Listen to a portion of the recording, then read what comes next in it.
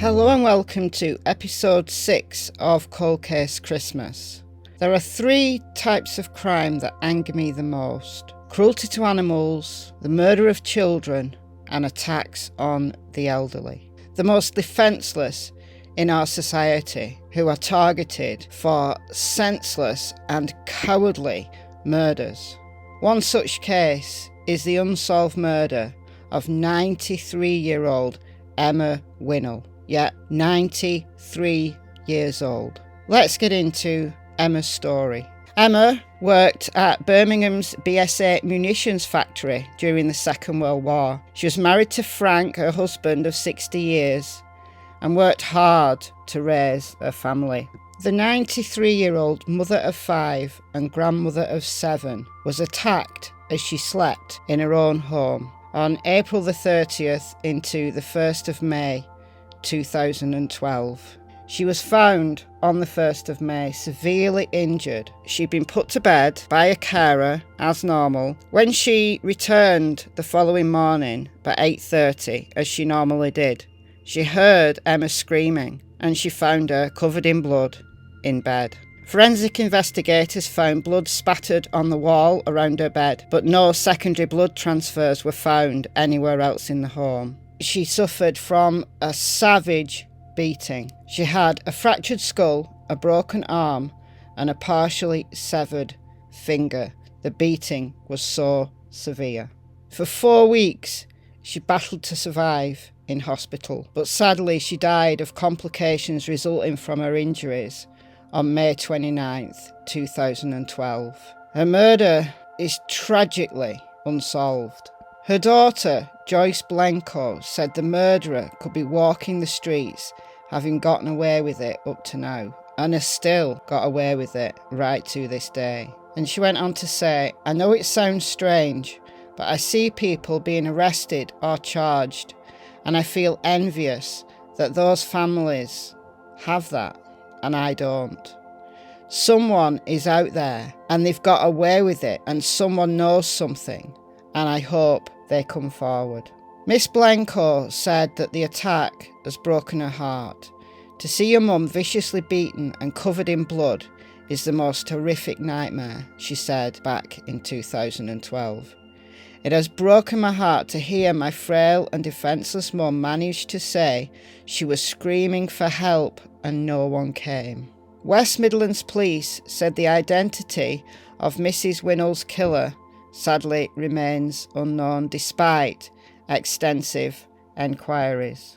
Detectives were able to speak to Emma twice in the days after the attack, but she wasn't able to give any clues about who it might have been. Other lines of investigation included local CCTV footage, house-to-house inquiries, forensic evidence results, and the results of the autopsy investigation. Superintendent Richard Baker, head of the major crime for West Midlands Police, said the attack was cowardly and traumatic.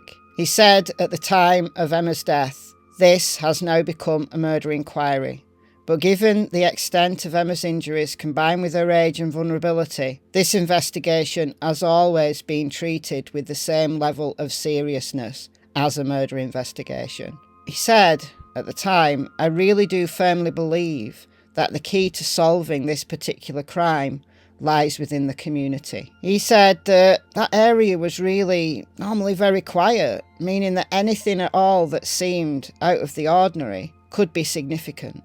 He said this was a shocking attack on a defenceless elderly woman as she slept in her own bed. "No one capable of carrying out such a despicable attack deserves protecting. I'm asking people to look into their consciences, and if they have any suspicions about who may be responsible, to contact the police. We have a team of detectives working on the case, and we are determined to catch whoever is responsible." Neighbours said Mrs. Winnall didn't deserve to die during an horrific assault, which struck fear into her community. And despite an intensive search for answers, detectives found no clear motive behind the murder. How would a 93-year-old elderly woman, as frail as she was, attract enemies? Her home was largely undisturbed. with nothing apparently taken. So it wasn't even like this was a burglary and she disturbed them or something like that. I mean, it still doesn't give an excuse, but it gives a motive. But there was nothing. Officers said there was no apparent break-in either. So they said anyone who entered her property at night must have used a key. 2 people, a woman, then aged 56, and a man then aged 28, were arrested on suspicion of assault shortly after Emma was found, but were later released without charge. Speaking in 2020 on the 8th anniversary of Emma's murder, Detective Inspector Justin Mason Spanner from Force CID told the local newspaper Birmingham Live the identity of Mrs. Winnall's killer sadly remains unknown despite extensive inquiries and appeal for information at the time. Although there are no new active lines of investigation, we do carry out regular reviews of all unsolved murders to assess whether policing advancements can assist a case. If any new information comes to light or other evidential opportunities are identified, then those will be explored. In a plea to the public, a spokesperson for the charity Crime Stoppers added, "This was a truly awful attack on a defenceless older woman, and our hearts go out to her family. As a charity, Crime Stoppers is always here for people to pass on what they know if for whatever reason they need or prefer to stay completely anonymous.